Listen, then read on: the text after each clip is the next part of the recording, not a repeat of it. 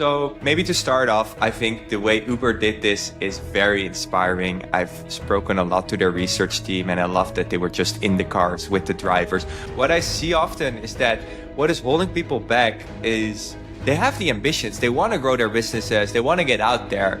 But then when it comes to the actual creation, they're not happy with how they look on camera. They're not happy with how they're telling their story. And they say this with different words. They don't say this literally to us, but they want to put a face on their business. They're seeing that with the online movement, things are becoming increasingly anonymous and larger businesses become like these institutions that we don't know anything about.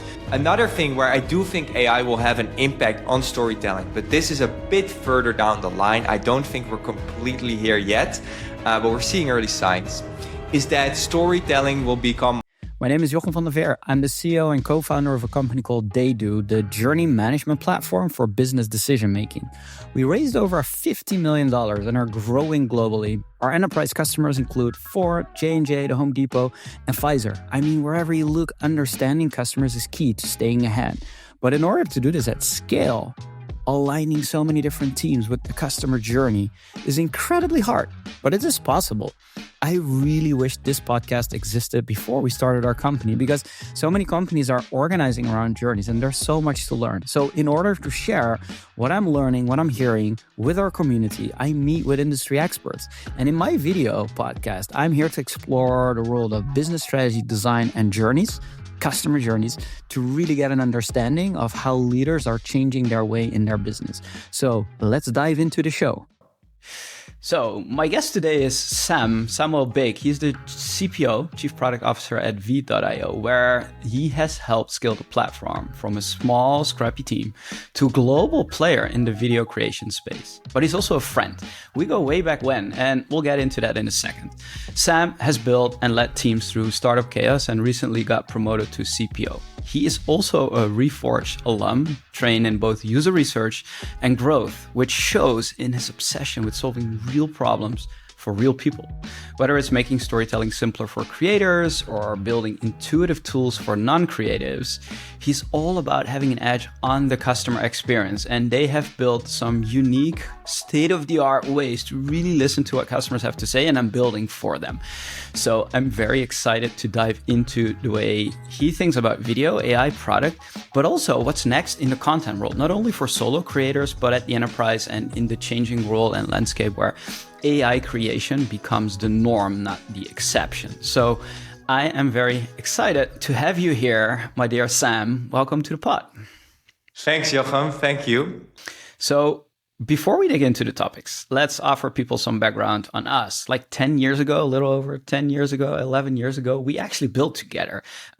Can you share the story, what we built, how it came to be, what was the product like, how we worked together?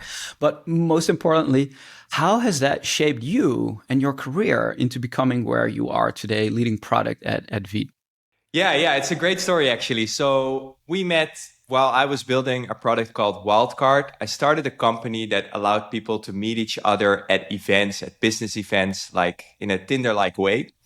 And I knew a thing or two about design, but I was definitely not great at it. I was the only engineer on the project. So we started working together with an agency to help us build the product and make it a reality. And this agency had a very talented designer, which was Jochem. Together we kind of built the first few versions of the app. And we also went out and went to events to kind of see what the app worked like in real life. I think it taught me a couple of things. First of all, that going out to events and showing your product and seeing how users actually use it is a great way to learn how your product actually works and how it's actually being used. So being close to your customer there is really key. And the other thing I learned, and this is maybe a spoiler alert, but this product completely failed. And the reason it failed was that it scaled through events. And that's a very manual and hard way to scale. And that is something that I really regret. If I were to build it again, I would not make it centralized around events, because that just means that people have to be at an event, which makes your pool of your audience a lot smaller. Yeah, I remember we were at the I think it was the Tech Open Air in Berlin to test it out for the first time. We were hacking Twitter, right? Tweeting everything with like hashtag wildcard, which was the way to go way back when. And then people would actually download the app and start connecting with each other. So it was a wonderful experience. And it taught me a lot about building product, right? I was actually like part of the agency where we had project over project. And this was the first time that we were actually building something, shipping it to customers, putting it literally into their hands, and then getting feedback like a minute after. So that was like a wild experience. And it also shaped me in many ways. But when you are so engaged with people who are using your app, I think that is the red thread throughout your career. Like decade later, here we are. You're the CPO, and yet you still talk to customers every day. Is that correct? Every week, couple of calls a week, couple of calls a day. Like, what is that like today? Yeah, so when I started out, I would speak to users every single day. I believe that, you have data, but data tells a very limited story. And when you speak to users, you really get a better understanding of what people want, what they need. You really understand the nuance behind the numbers that you see. And even if you do not have data, I think speaking to users, if you speak to enough users, you kind of get an idea of what the bigger problems are. So I've been doing this, and I've been kind of cultivating this at Veed. Everybody that works in product or design or research has to speak to users very regularly, at least once per week, but most of them do it more often. When it comes to me, I still think that, one of my kind of best ways to understand the bigger problems and to build a strategy is to remain connected to the user. So I still speak to users. I want to say daily, but unfortunately it's weekly because I need to speak to a lot of other people as well. But I have a system where I speak to like a couple of users a week. And this gives me an idea of, what's been going on. And what I sometimes also do is, maybe I want to research how Veed is used in specific contexts. So for example, I want to understand how are people using it for marketing. I will make sure I speak to marketing users for about a month so that I get a very deep understanding in that part of the audience. How is that different to having actual physical products versus like Veed, which is like a native digital product only? I had Daniela Carillo from Uber on the show a while back, and she was running the CX team that was in Uber. She was at Uber, and they had the unique approach that data would give them the signal where exactly to look for the edge cases or the nuance like behind the numbers, like you say. And then she went in, like literally sitting in the cars with drivers, obsessing over like, how are they using this thing or how are they not being able to get their job done? So how is that different in a pure digital creator-led environment where you have only like the way you talk to people, but you can't necessarily observe them work? Or is that something that you've hacked around? I'm curious to hear a bit about that, but also like you have your system. So talk to me about what that system is like. Yeah, so maybe to start off, I think the way Uber did this is very inspiring. I've spoken a lot to their research team, and I love that they were just in the cars with the drivers. And I think I've heard this about Uber Eats, they would just do the deliveries themselves just to kind of get a good sense. Right. And I think that's a great way to use research. So if you know me, I make tons of videos myself, which is also a way in which I experience kind of the problems that our users are experiencing. But there is one advantage for doing a digital product, which is that it's just way easier to connect with the users. I don't have to get in a car. I can just do it from my desk. So I've set up a system in which we automatically send emails to the type of user that I want to speak to, offer them some kind of reward to get on a call with me, which is 20 minutes. They can book it in themselves. So it's a very fast system. I don't have to do anything. It just happens magically. And I block out a few blocks in my calendar to speak with them. And then when I speak with them, it depends a little bit on my mood or the thing that I'm working on. Sometimes I'm working on strategy. Sometimes I just want to understand how to use a certain feature. I will just interview them very often, which it often means that they do not show how they edit videos. But other times, I ask them, hey, can you share your screen? Can you show me, how you use Veed, or let's make a video together. Sometimes people ask me for feedback on how to make their videos better, which also teaches me about, the discovery of certain features or how we tell certain stories to our customers. So all of that is like super, super insightful. And then another thing I sometimes do is I just tell them, hey, let's go make a video. or show me an edited project and show me how you got there. And I kind of just ask why or how, and don't ask any leading questions. And it's fascinating to see how people build certain videos. And sometimes I'm inspired. I'm like, wow, could you do that with our product? I didn't even know that. How do you take your team to be able to do the same? Because when you have the full context, right, you are seeing the entire business, you're in the leadership team, you know the direction of the company, the growth, all of the financial metrics, you really understand what matters to the company, and you understand what matters to your users when you speak to them. So you're seeing things that no one else will see. You can ask the questions that no one else can answer, right? And then having that insight is also frustrating in some ways, at least like when I'm looking at myself. That's very frustrating because I'm like, okay, here's what they're saying, but what they actually need is this. But my team is not reaching the same conclusion sometimes because they lack a piece of context, which is frustrating in one way, but also something that you can avoid by building better systems and rituals into your company. So what are some of the ways that you are doing that so your entire team can do this and they don't depend on the CPO going in and talk to users? Yeah, that's a great point. I think a couple of things that we do is we do longer studies with our research team in which we kind of talk a lot about our ideal customers or the people that we're building for. And those are resources that anyone in the team can access.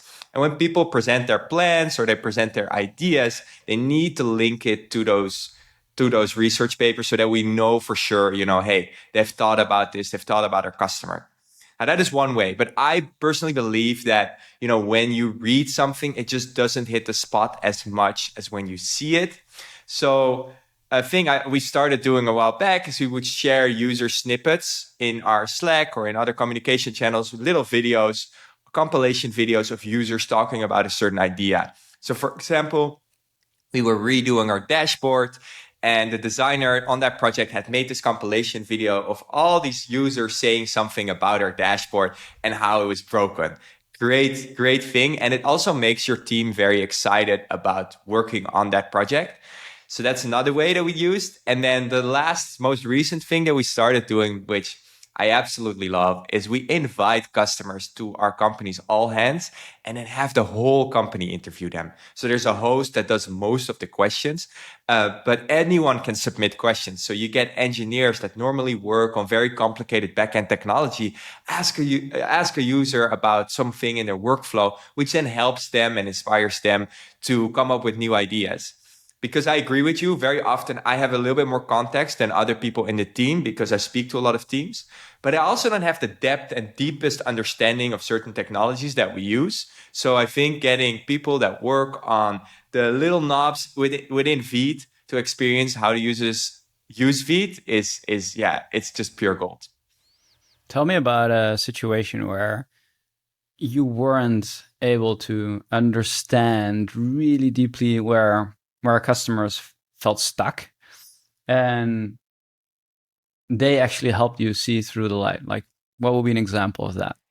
Yeah, I have countless examples. I'm preaching here as if I know how to build, but every day I'm kind of like, there's a reality check where I realize that, I still have so much to learn. So an example here is we had a very big company use Veed for marketing, and they wanted to add lower thirds to their videos and logos. And to me, this seemed like the most simplest thing. And I was so confident that Veed could do that. And then we were on a call with them and they were complaining about it. And I was just really confused. And I did the thing that I normally do when I speak to customers. I asked them, yo, can you kind of show us how you do it? And it was big for us. Like, it was a big reality check. We saw that, when you add things, they're all added to the middle of the screen, and then they needed to drag them out, but they needed to drag them out element by element, and the alignment was off. We just made it very, very hard to make a good looking, on-brand, professional video. And that was something that I thought we had done years ago. And now we're just working on cool AI stuff. So it was a really big realization that some of your bread and butter features might actually kind of depreciate in quality over time. And that you always need to kind of see the users use your product and to kind of get a better understanding of how everything should work together. I love this example, and especially because it's like, this is an insight, right? It's like, it doesn't work. But then, okay, how do we prioritize this? How do we get this actually like solved? Because we want to build on the fancy AI features that everyone is like super excited about, and they also meet our growth needs better than like fixing like brand logos sticking in the corner. So, and this is a challenge, right? It's like ignoring the basics will deteriorate your product over time. So for you, it's probably easy to say like, we're going to do this, drop everything and we'll do it. But it's not a sustainable way of working. So how are you balancing like fixing or improving the basics and really making sure that like these things do not fall through the cracks? And when you hear something like this, you're actually, well, let me say, inspire the team to reprioritize. So how does that work in practice?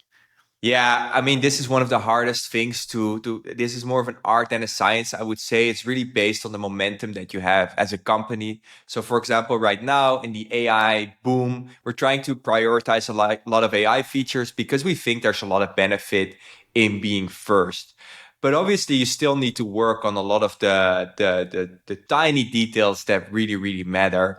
And yeah, we're trying to figure out that balance every day. I think what I always ask my team is to not only work on shiny new things, but also balance that out with some of the problems that they're hearing from their customer.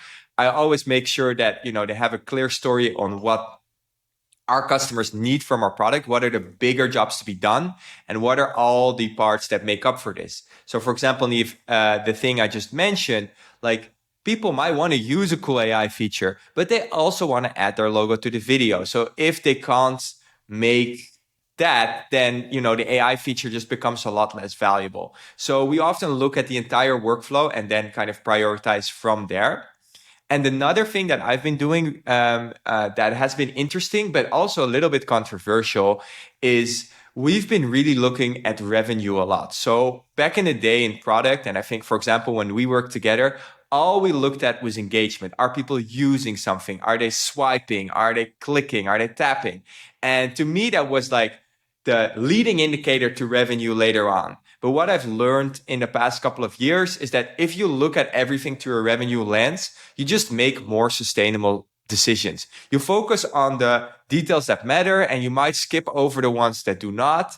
And within our kind of product practice, I ask people like, hey, how does this feature look like on a spreadsheet? How is this going to contribute to our bottom line?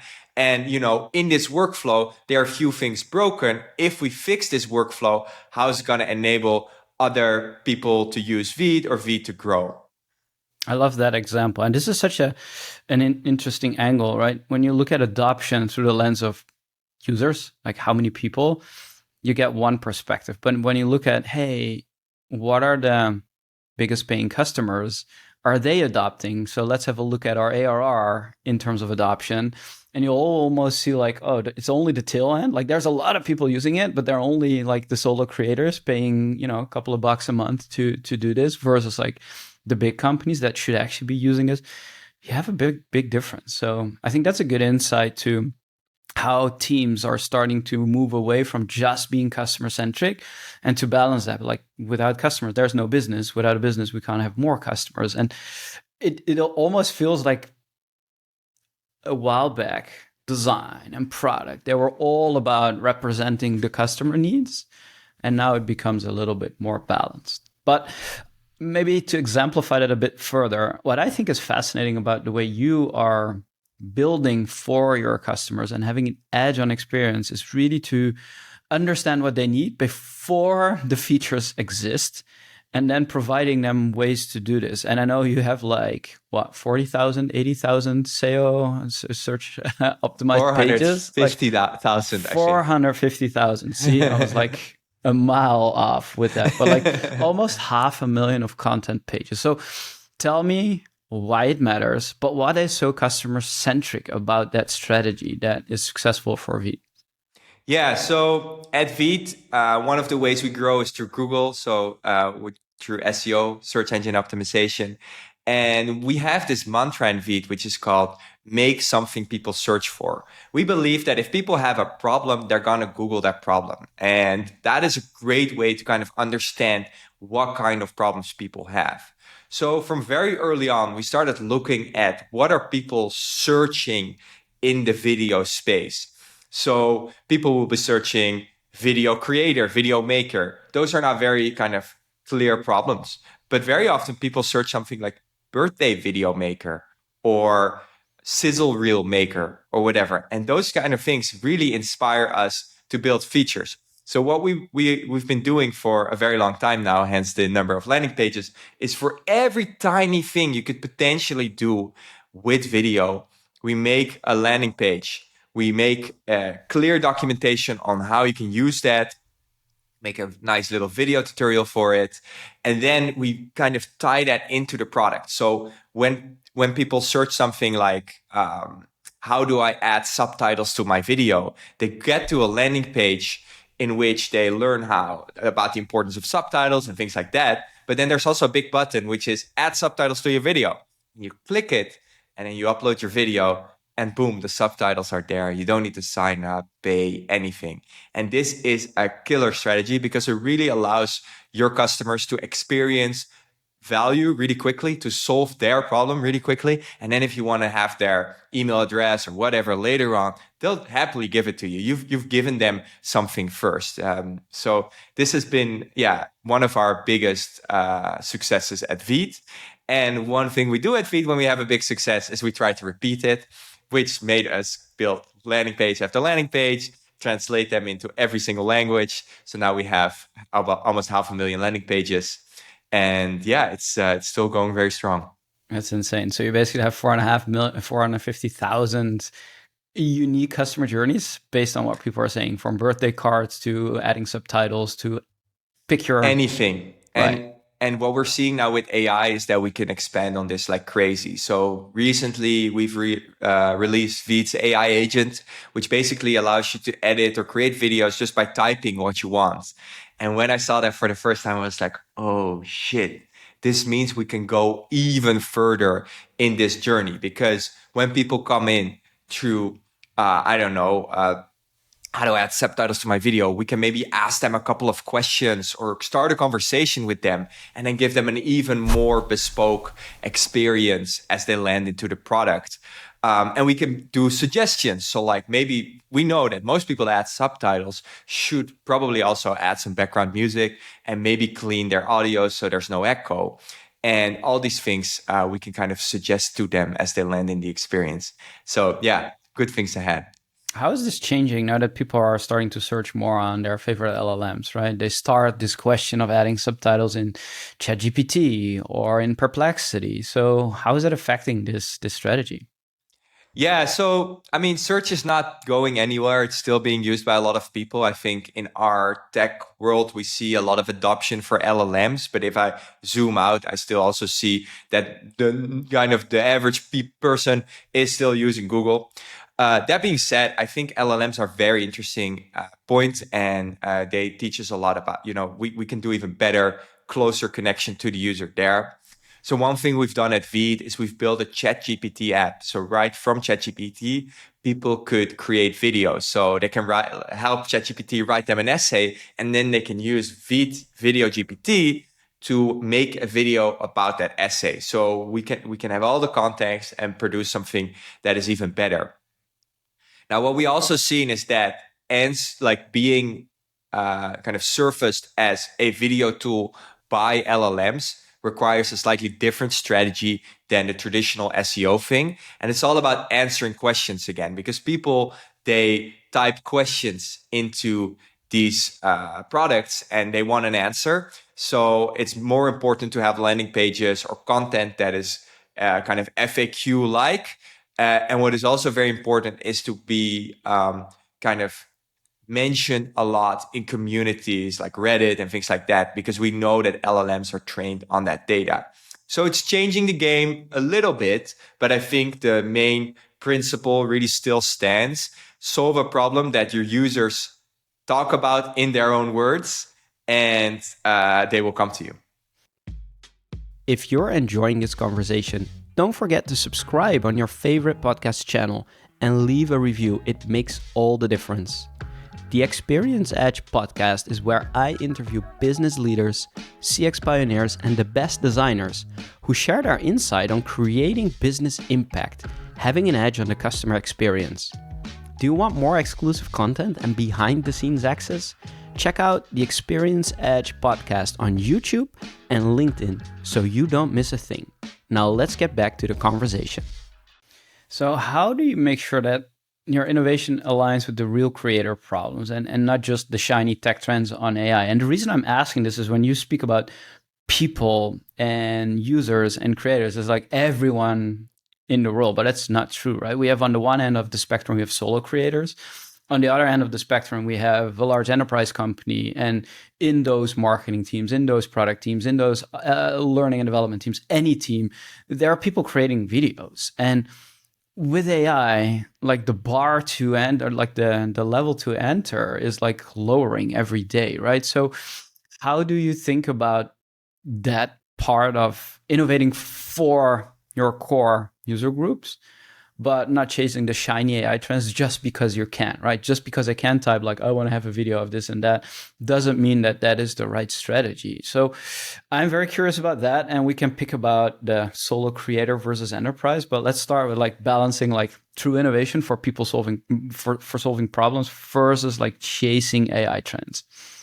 Yeah, I think this is something that has become increasingly hard because when there's a new trend, some of the ways of working that work really well for Veed don't really work there. So you cannot yet see if people are searching for something before it exists, right? So we need to kind of take a step back and look at the core problems that our users face and deeply understand that. So we know that most people use Veed to grow their business online with video. Now, the types of videos that they're making to do that might change, but there are some constants. They want to tell a story. So when there's AI that helps you tell a story, we think that is killer and we need that ASAP. If there's AI that is just kind of a toy or a joke, we might add it to kind of create some buzz, but we don't believe that it's going to be part of our core experience. So that's What would where be an example of a toy that you've built versus like an actual storytelling device that works for Veed at scale using AI? Yeah, for sure. So I think a classic example of a toy is like having like a Muppet speak. That is something that's fun for once or twice, but it's not going to be really, really big. Now, having a person speak at the camera, a person that looks a little bit like us in a studio and that can tell your story for you, that is something that is very powerful. And when we built the product, which we call our Gen AI Studio, in which we have kind of digital influencers tell stories at the camera, we also really focused on, for example, the script writing, making it look very natural, making it so that it can talk or show off your products. Where if we build a toy, we just make something really quickly so that you can kind of play with it, have a laugh, maybe share this on social media, but it's less of a core strategic effort that we continue to build on. We still think that there's value in there because we see with a lot of memes that even large companies love to make memes now. But the core storytelling, that's where our base gets the most value, and that's where we really start to focus. Yeah. Oh, that's fascinating. I learned from, I think it was Rahul Vora, the founder of Superhuman. He has this interesting take on game design where, you know, back in the days, people thought like just add badges and scores, and then you have like gamified your application, even in B2B. But the way he thinks about it is saying like, no, you need to give people toys so they will play with it. And that's the way you introduce game design into your application. Is that similar to how you're thinking about those toys to help people? Because, you know, having a Muppet play might be, you know, literally a toy. It's fun to engage with Veed by learning how it works. But are there certain ways that you think about introducing toys so that people are playing with your application to learn different ways to build video? Yeah, 100%. I think it's a killer point. I'm very inspired by him, and I think if you look at AI and everything in this AI revolution, we see that it's one of these new technologies that is adopted very, very quickly. And the reason it's being adopted very quickly is that it's fun. And fun is so important in product and product design. So we see this with Veed as well. People often flock to our little things because they're fun. They're like, oh, I want to see what I look like if I do this, or I want to see if I can make a joke on my boss or whatever. Like, they're just having fun. And that's a great way to kind of be adopted by people that are normally maybe a bit standoffish to new technologies, or that do not really, you know, bring those new technologies to the workplace.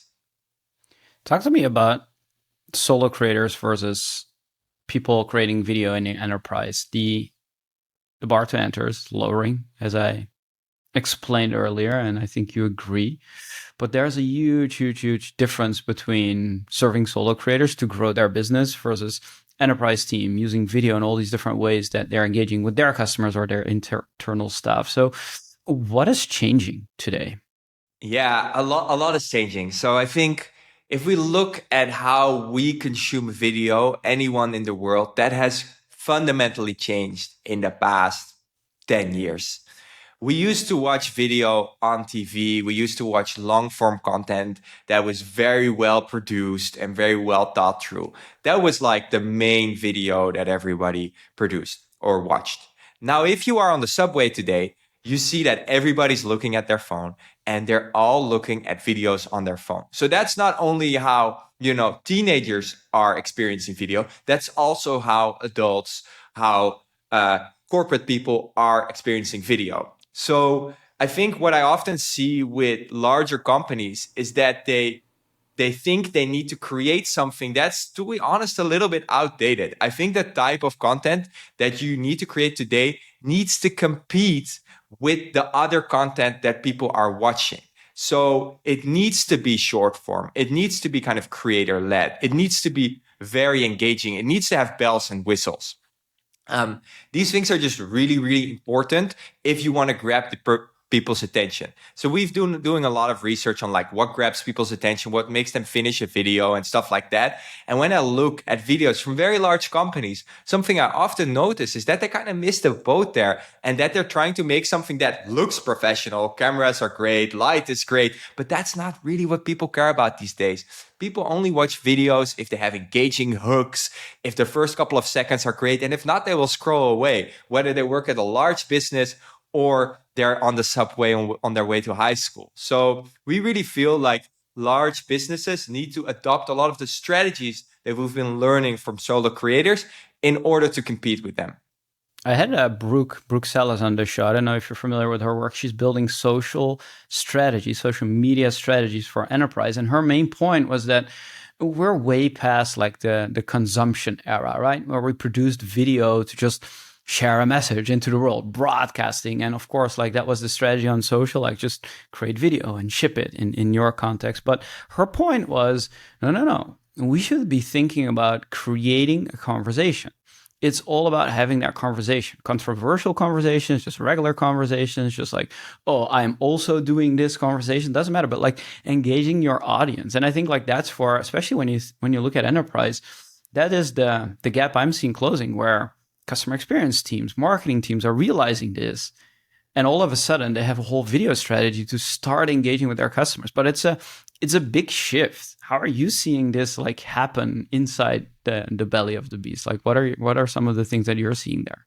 Yeah, I think that's bang on. What is bringing a lot of people to Veed, and they say this with different words. They don't say this literally to us, but they want to put a face on their business. They're seeing that with the online movement, things are becoming increasingly anonymous, and larger businesses become like these institutions that we don't know anything about. Now, putting a face on the business by making videos is one of the ways that you actually kind of let people in and make it less anonymous and less, I don't know, weird or strange. Like people want to do business with people. They don't want to do business with large institutions. So I think that video plays a really key role in there. And that, if you make content, you will not only kind of talk about, what you are doing as a company and give people an insight in that. But you will also kind of subconsciously make your company more human. And I think that's one of the key ways that you can grow and engage and also learn from your customers again. So what we're seeing as well is like, for example, Veed has a really big YouTube following. And one of the things that we're seeing is that people are very engaged in the YouTube comments and teach us ways to use Veed or ways that they want to use Veed that we're not doing yet. And I think so many more companies could leverage that and work on that. Which big brands are actually nailing this and you think are inspiring? And I think like what you're saying is true, because when I look at Veed, I'm seeing you, right? As the CPO, you're out there, you're talking about what you're thinking, how you can use Veed, what you're shipping, what you're building for your customers. Like you are one of the faces of Veed and you become synonymous with the brand, right? It's very important. But which brands do you think are nailing this creator-led video content conversation? Yeah, I think there's a couple. I think one that I would like to mention is Duolingo. I think Duolingo has an incredible social media presence. One thing that they did very smartly is they do not have a person. They have a mascot, which is the Duolingo owl. And the Duolingo owl will go to corporate events, it will go to raves, it will do everything in between so that there's something to connect to with everyone. And I think the mascot thing really works for me because it's like a mascot is very fun and fun to empathize with, and it's funny to look at. So that's a great example of a company doing this really, really well. Another great example, I think, is actually OpenAI. OpenAI doesn't produce videos every day on their social media, but when they do, they're very human videos. There are always a couple of people sitting at a table talking about the new technologies that they have shipped, and they are not cutting anything out. They're keeping it very raw. And you just see the kind of the bright minds behind the great technology that they're building. AI is a very scary technology to a lot of people. It's something that we are worried about as a society. Showing you that there's kind of people just like you and me working on that technology that are excited about what they've been building, I think is a great way to kind of make that stress a little bit less high for many people. So I think more enterprise companies want to do this, but because of corporate comms, PR, they're not allowed. Like even when I'm getting like the VPs or the chief design officer, the chief experience officers for my show, like they're excited to be part of it. And sometimes corporate communication just shuts them down. They're not allowed to talk about what is happening inside the company. And then I just can't have them on the show because I want to dig into like how they work, what they do, how they think about this. And if they can't do it, then yeah, there's no point to have a great conversation. So what are some of the ways that you think like those corporate teams should do differently when helping their companies adopt this more like natural way of producing content that is engaging, that is producing an opportunity for their customers to engage online with them in a natural conversation? But how do they get this done inside large corporation? Like what are some of the ways that you've seen helpful? So I don't envy the people that are working on this. I think this is really hard to change from the inside, but you can definitely do it. I think one of the things that you should do is look at the data and look at what content is working and what content is not working today. What content is not working is content that is very scripted, content where there's very clear talking points, that feels very corporate. People don't have time for that. They feel like they're watching an ad. They don't feel like it's something that they want to know.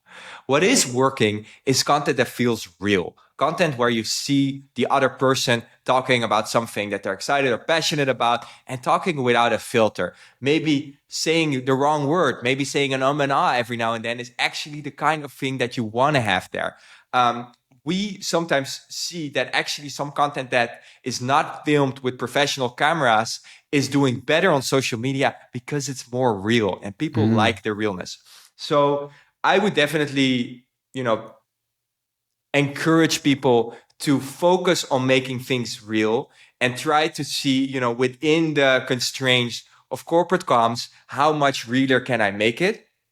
Another thing that I often hear is that people don't want to talk about what's going on inside the company. I actually don't think that that is a huge problem. You can also talk about things that are going on outside of your company, but with your unique point of view as a certain representative of a company. So I don't know if you know this newspaper, The Athletic, but their chief writer, or I don't know what his title is, but he's making a LinkedIn video every single day about his take on the news. And he makes it anywhere. He will put his camera in a hotel room, on his balcony, and just talk you through what the news is that day. I think that is a killer strategy. And I mean, the numbers don't lie. If you look at his engagement, it's incredible. It's doing much better than the average video of the New York Times. And why is that? Because he is real. He's talking about stuff that's relevant. And yeah, he's not trying to make it too polished. It's very, kind of low end, low threshold to get started there. I love that. It's almost like the bigger the brand, the lower the quality should be to make it real. And the inverse is also true. Like the smaller your brand, the more polished you should look, because then people will take you seriously. 100%. It's the suit thing.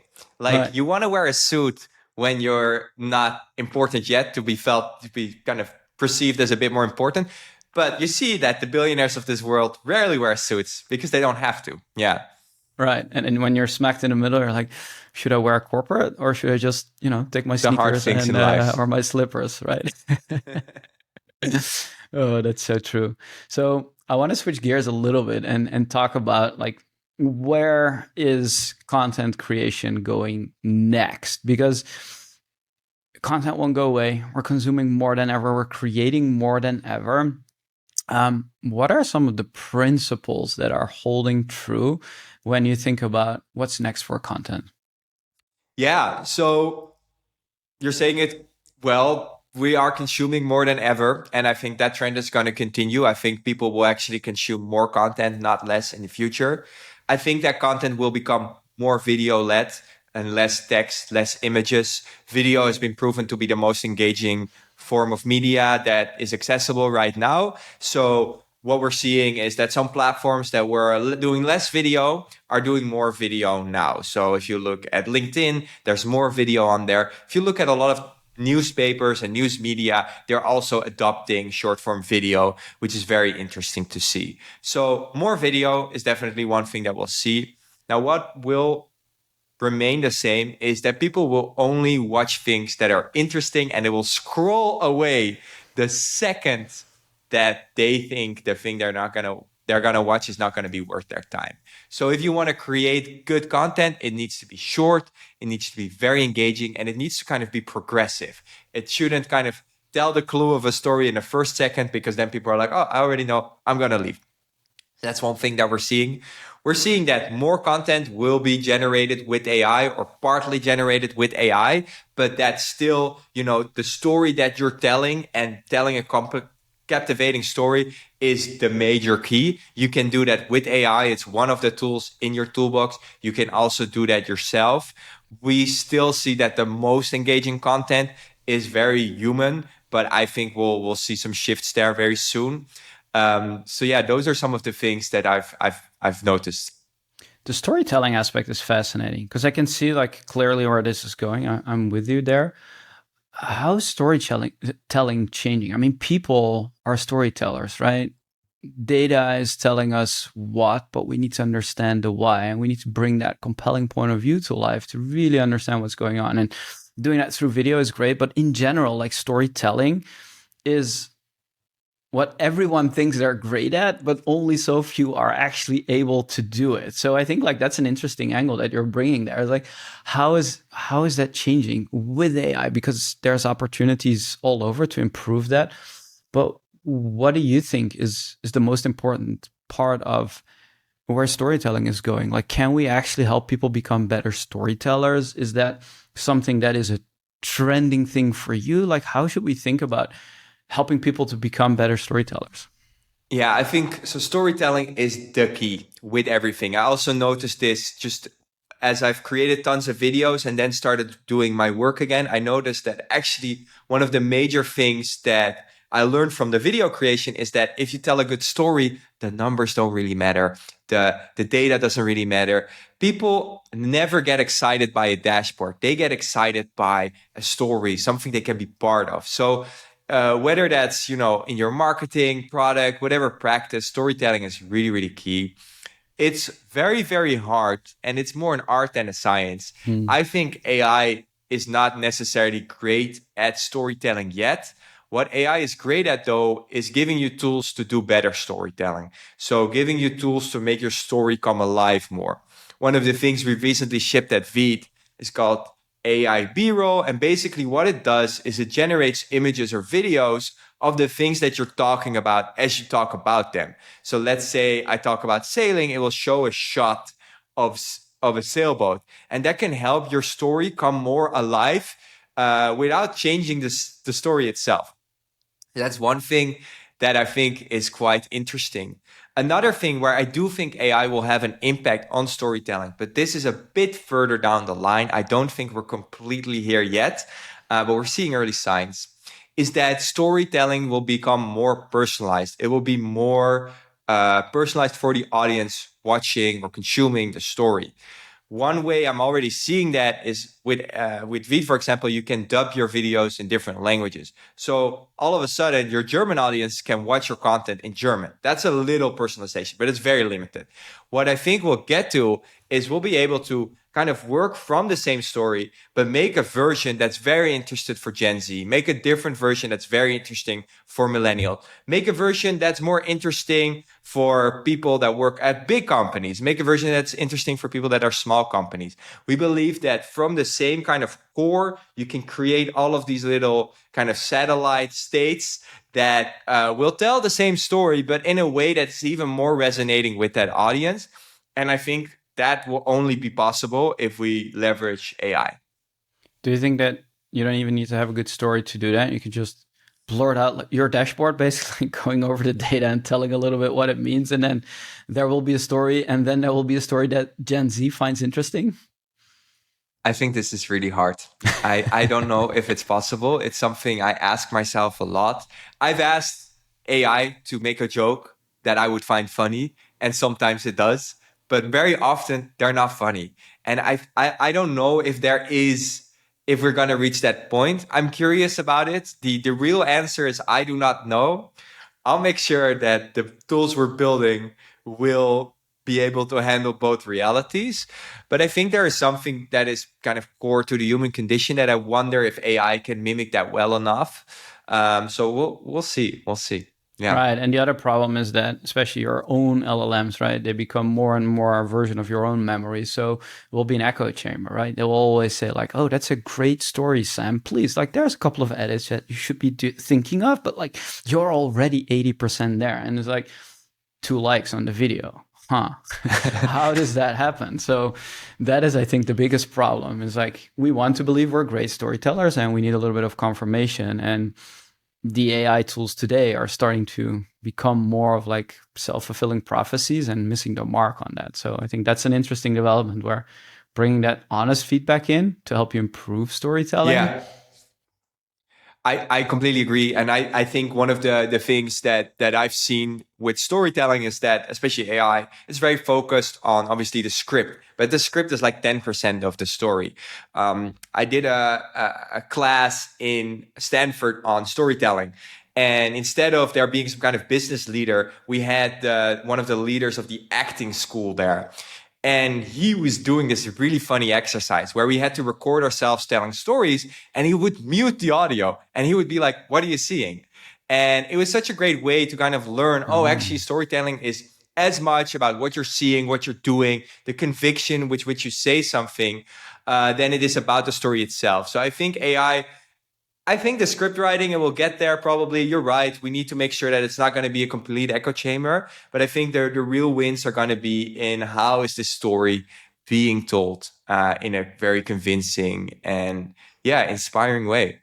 I love that. And for people who are listening on Spotify, I recommend you to check out the YouTube video because Sam clearly listened to this, right? He's like using his hand and very verbal signs to get the points across, right? I'm all ears here. So I think it definitely is a good point. And there's so much room for improvement, especially on like the storytelling aspect itself, but not mistakenly, like content creation is becoming this next frontier, especially for large companies to nail and to be more authentic. So if you had a magic wand, Sam, like what would be the one thing that you would change about the near future? And it can be anything around video creation or like how big brands are actually showing up to the world. Like, what is the one thing that you would magically let disappear if it was up to you?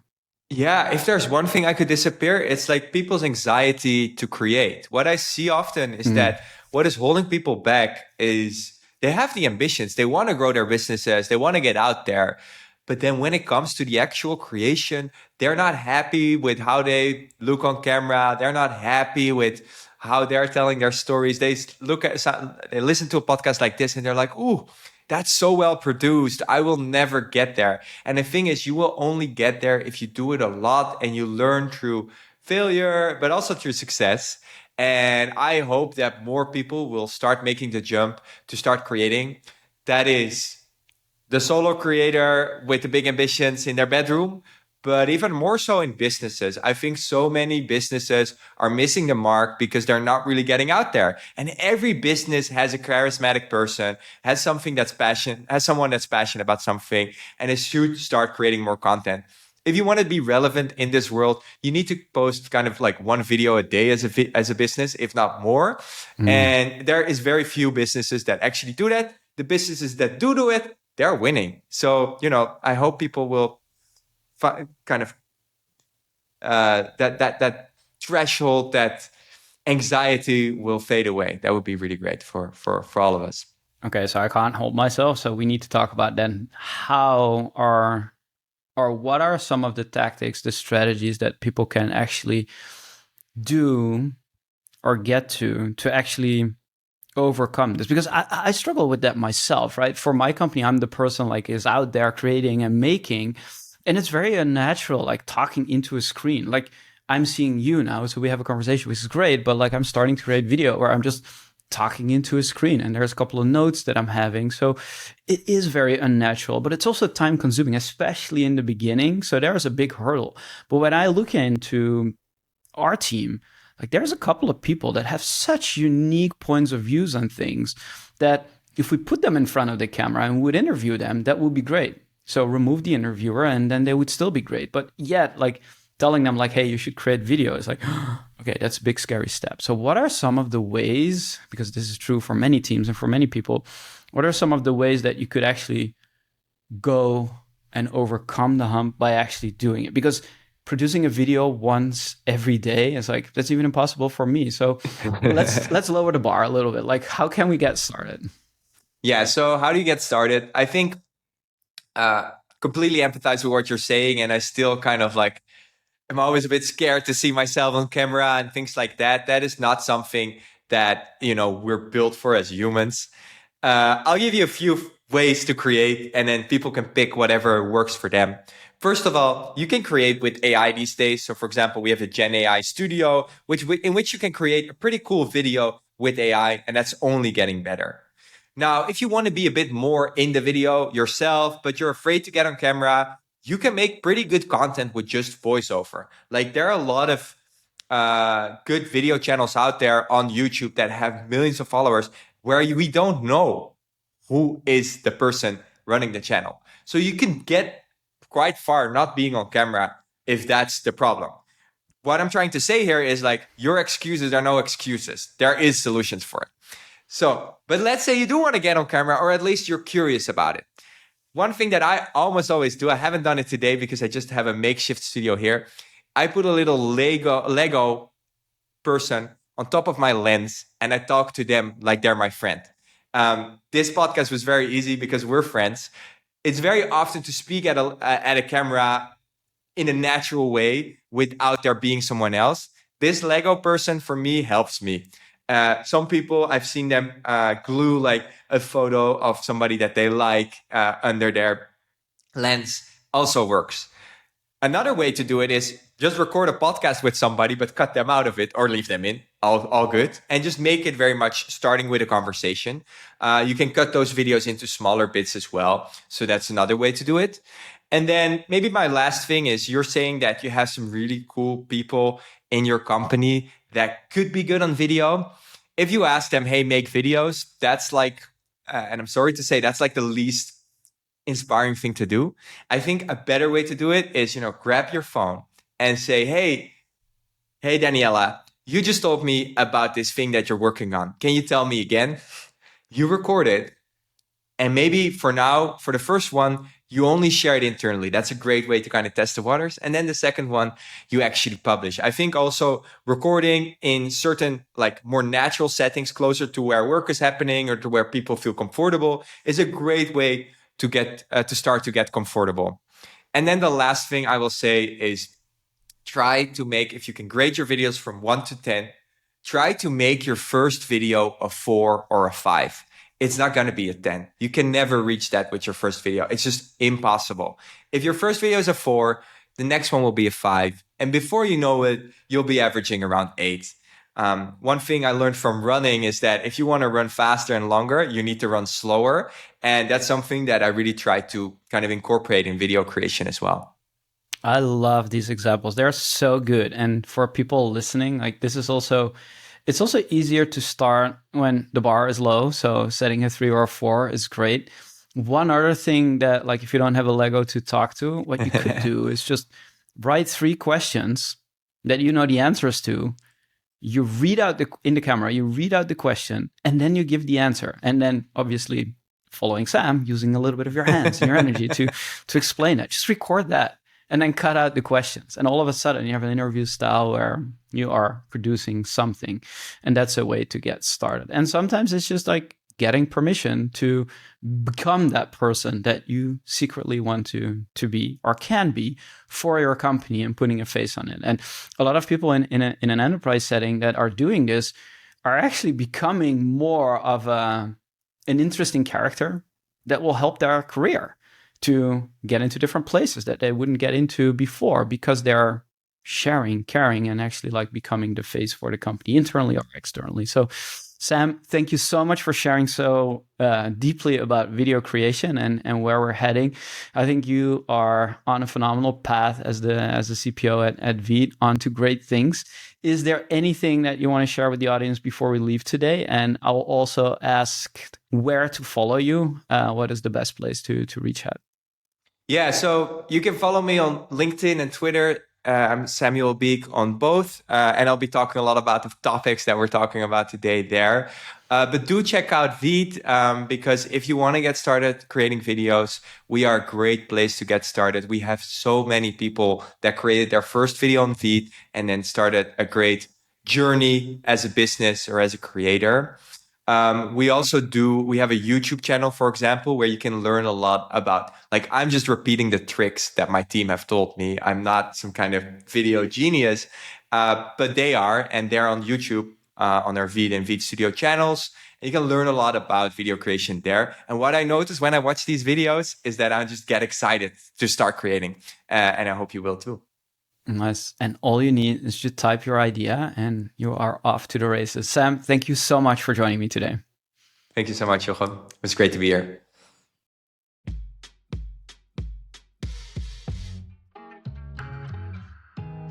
All right, and that's it. Thank you so much for listening. If you found it valuable today, don't forget to subscribe to The Experience Edge on your favorite podcast channel, leave a review, and share it with your team. I'd be delighted.